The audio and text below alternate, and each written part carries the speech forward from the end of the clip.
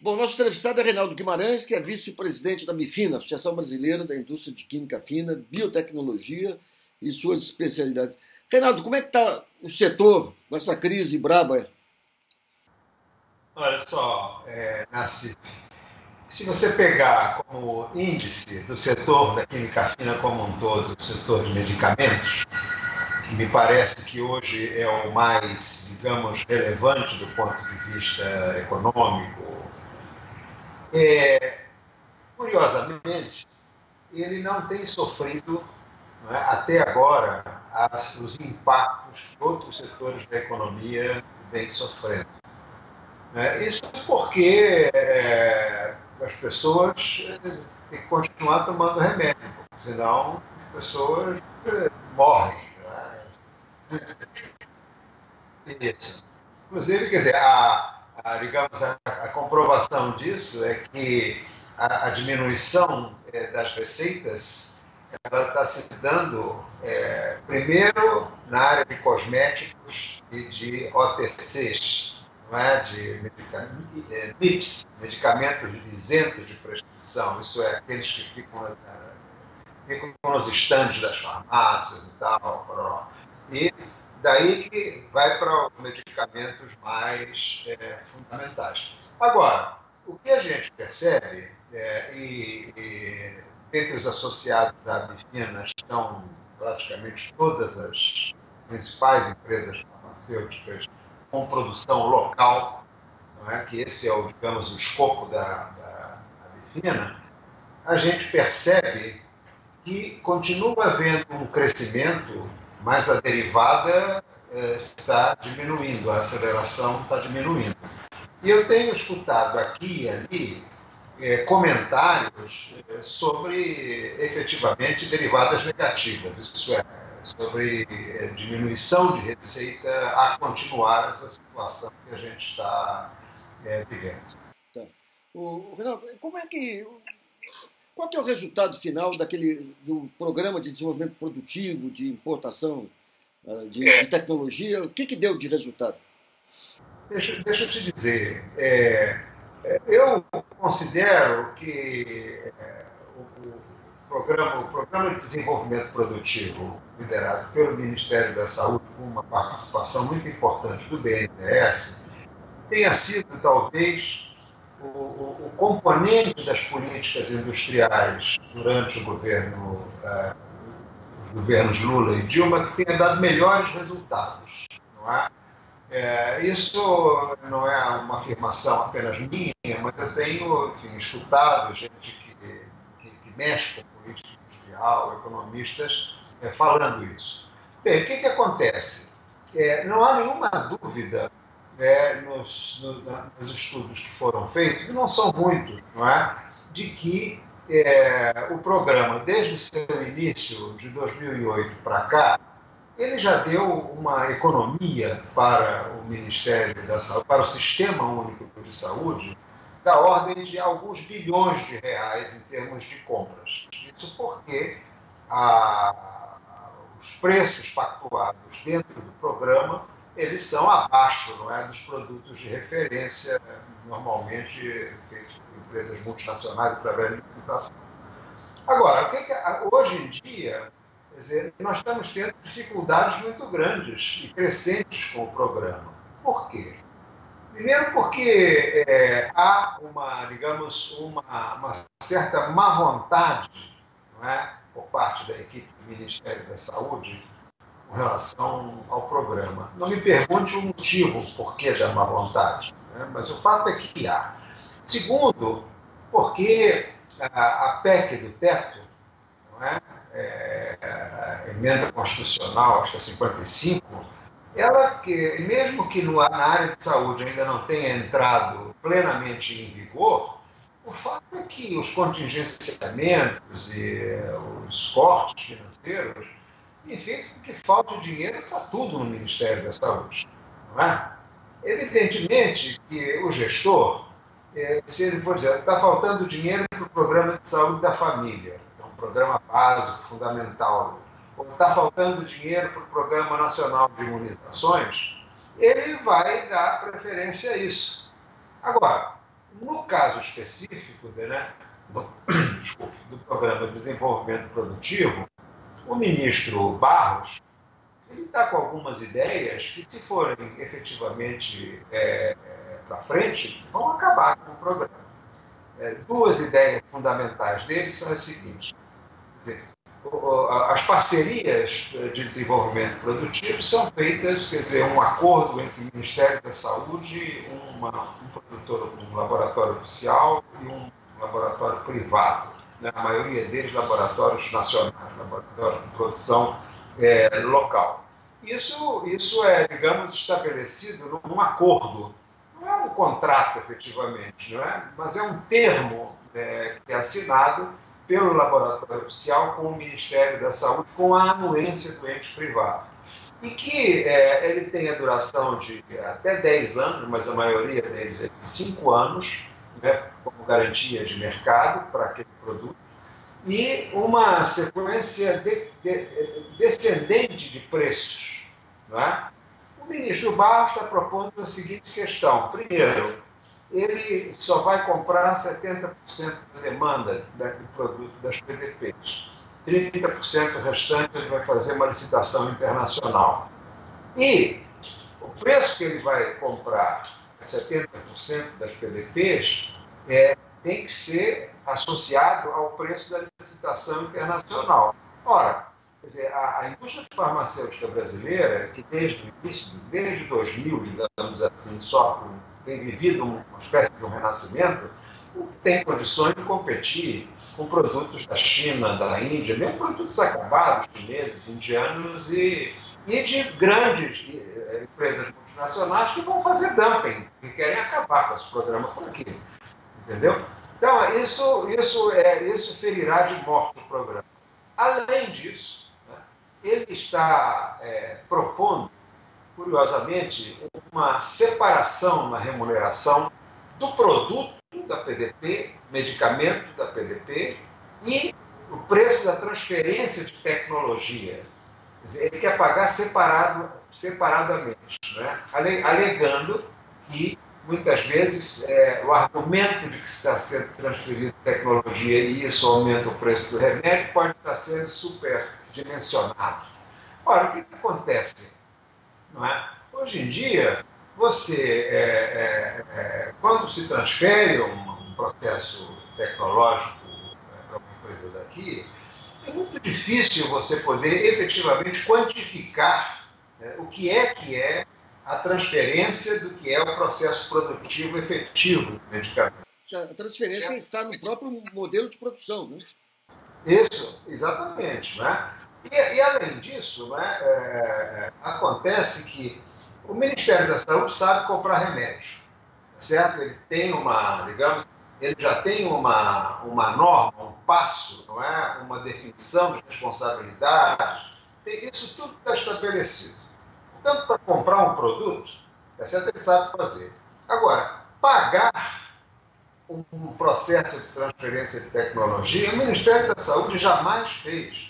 Portanto, é muito provável que haja atraso e, no limite, até calote no pagamento da tecnologia aos laboratórios oficiais e às empresas privadas. Eu acho, Nassif, que se essas duas medidas forem implementadas, o programa acaba. Porque os empresários não estão dispostos, os empresários privados não estão dispostos a colocar, digamos, seus recursos e seus investimentos para ter prejuízo. Isso é natural que aconteça.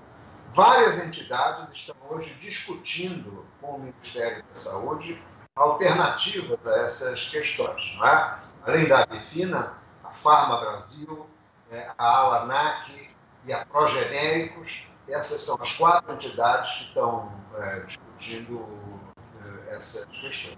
Mas há um perigo real desse bem-sucedido programa ir para o vinagre caso essas medidas forem tomadas. Não, o corpo técnico do Ministério da Saúde, os processos decisórios, mudou o ministro, mudou toda a orientação, não tem uma continuidade? Olha, No caso, mudou tudo. No caso, mudou tudo. Não é? E, efetivamente, no componente do Ministério que trata desse assunto de política industrial, eu acredito que há algumas pessoas em posição de mando, não é? Que não estão familiarizadas com o assunto. Tem uma pessoa que é um diretor de departamento, que é uma pessoa que me parece séria, não é? Mas tem muita gente que, inclusive acima dele, que não me parece, enfim, capacitada a tocar esse programa de maneira adequada. Eita vida. As compras do SUS, como é que estão ocorrendo agora aí com essas restrições orçamentárias? Olha, é difícil saber, porque essas são questões, digamos, intestinas, são coisas internas. Nos comentários que a gente ouve, não é, de fora, é que, por exemplo, na área de vacinas, nós temos dois grandes produtores de vacinas no Brasil, ambos produtores públicos, que é o Butantan, né, vinculado ao governo do Estado de São Paulo, e Biomanguinhos, vinculado à Fundação Oswaldo Cruz e ao Ministério da Saúde. A ambos foi solicitado um corte horizontal de 10% no preço de todos os produtos vendidos. Isso é inaceitável. Isso é inaceitável. Não é? Então, a coisa está sendo feita dessa maneira. O SUS continua comprando? Continua comprando. Agora, compra menos, demora a pagar, está havendo escassez de medicamentos de vários tipos, não é? Alguns deles não dependem só de problemas do Ministério da Saúde, como, por exemplo, a penicilina, em que há uma escassez mundial, não é? Mas há outros medicamentos onde enfim, a escassez decorre efetivamente dessa situação de penúria que o setor público, as políticas públicas estão tomando face aí desse estado mais ou menos quebrado que a gente está vivendo. Em relação às pesquisas do setor, que rumos que estão sendo tomados aí, esquecendo um pouco a crise? Quais são as áreas promissoras? Deixa eu te dizer, como eu estava te falando, o setor farmacêutico ele viveu um renascimento, né? Principalmente a partir de 2000, com a política de genéricos, que foi uma política contracíclica e tal, onde o setor renasceu depois de uma quebra geral a partir da abertura comercial na década anterior, não é? Então, esse renascimento começou com genérico, com cópia, onde, digamos, a intensidade de pesquisa e desenvolvimento industriais é muito pequena. Mas a gente está vendo, nos últimos anos, né, nos últimos 4, 5, 6 anos, aí, na medida em que a indústria farmacêutica de produção local ela adquiriu musculatura, não é? Econômica, musculatura técnica também, no sentido de haver aumento da intensidade de P&D dentro das empresas. Quer dizer, os próprios dados da Pintec, né, do BNDES, do IBGE, demonstram que os investimentos em P&D na indústria farmacêutica estão muito acima da média da indústria de transformação brasileira. Fora das indústrias, fora das empresas, a pesquisa no Brasil, ela, na área de farmacologia, na área de bioquímica, ela tem uma tradição muito grande. Agora, como você deve estar acompanhando, não é, o desastre do desfinanciamento das atividades de pesquisa nos institutos de pesquisa e nas universidades é uma tragédia, Jamais aconteceu isso desde 1950, quando foi fundado o CNPq. Jamais tivemos algo com esta gravidade. Então, isso terá impacto. Bom, as empresas transnacionais que têm atuação no Brasil não fazem praticamente pesquisa e desenvolvimento, com a exceção de ensaios clínicos de fase 3, como a gente chama, não é? Que são multicêntricos e utilizam um braço no Brasil. Isso estão fazendo. mas pesquisa efetivamente pré-clínica, pesquisa em fase 1, de síntese de moléculas candidatas, não é? Isso as multinacionais não fazem, aqui fazem nas matrizes. Né? Então, o quadro, de uma maneira geral, é esse. Fernando, quando veio o PDP, havia a esperança de que o Brasil, dentro de algum tempo, pudesse ser um grande exportador, digamos, de produtos de bem-estar como remédios, aí, até a partir do SUS. Esse passo para tentar a exportação, tentar os países emergentes, aí, foi dado ou não? Veja bem, a fração da produção de medicamentos no Brasil que é exportada é muito pequena ainda, muito pequena. E os mercados que têm sido explorados são mercados de países vizinhos, principalmente na América do Sul. Tá? Então, quer dizer, o Brasil ainda não temos uma musculatura para poder competir, tá certo? Não só com os gigantes farmacêuticos, como, de certa maneira, também gigantes laboratórios indianos e chineses. Mas a gente tem visto, quer dizer, uma movimentação muito interessante nos últimos anos, não sei o que vai acontecer daqui para frente, né? Mas no sentido do que se chama da internacionalização da indústria farmacêutica brasileira. Isso significa, talvez nem tanto a exportação de produtos acabados, mas, digamos, a associação no campo de pesquisa e desenvolvimento, em campos desse tipo, isso tem sido observado. Mas, como eu lhe disse, isso ainda é muito pouco frente ao conjunto do mercado, frente à totalidade do mercado farmacêutico no Brasil. Fernando, você falou da escassez de recursos para pesquisa. Agora, de uma maneira geral, o Ministério de Ciência e Tecnologia tem algum modelo de desenvolvimento tecnológico, algum conceito minimamente claro aí sobre o que fazer do setor? Não? Olha, existe um Conselho Nacional de Ciência e Tecnologia, onde os cientistas estão representados.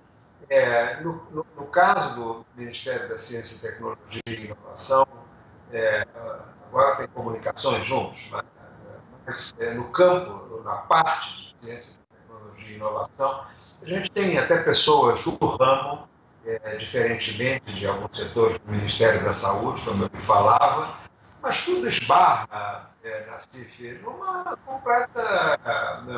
completo esvaziamento financeiro, não tem ferramenta para fazer.